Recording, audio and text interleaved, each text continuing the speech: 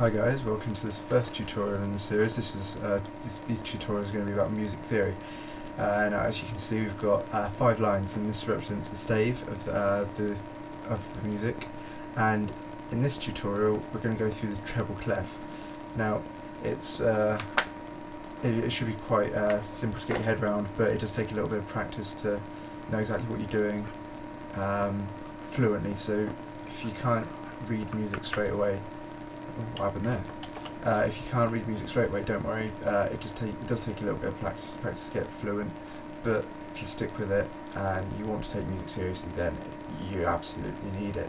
And even if you don't want to take it too seriously, it doesn't hurt to have a little bit of an understanding. So first things we're going to do is just learn how to draw a treble clef. Now you start on the second line up, and you do kind of a curve.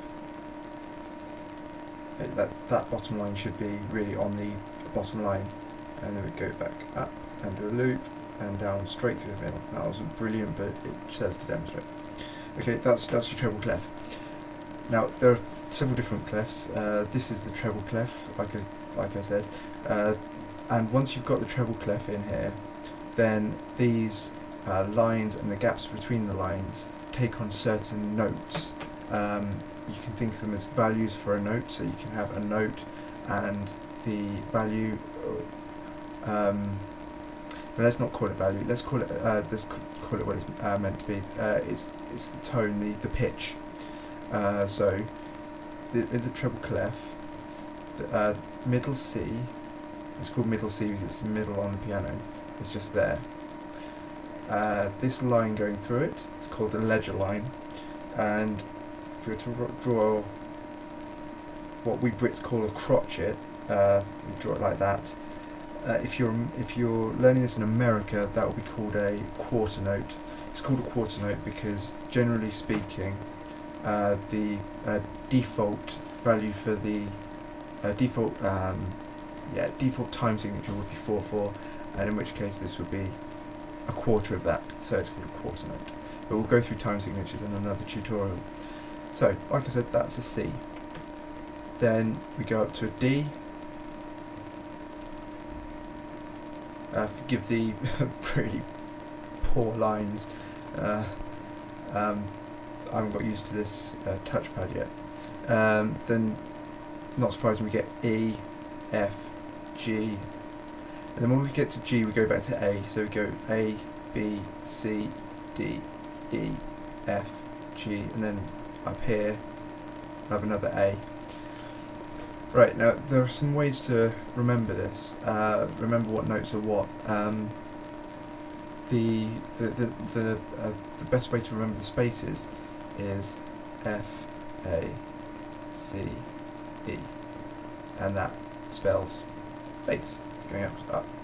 And for the lines, if you need one, if you want one, I was taught every good boy deserves, and you can choose what he deserves, but I'm a sporty kind of guy. I like football, and so every good boy deserves football, but it's entirely up to you what you decide that F is going to be,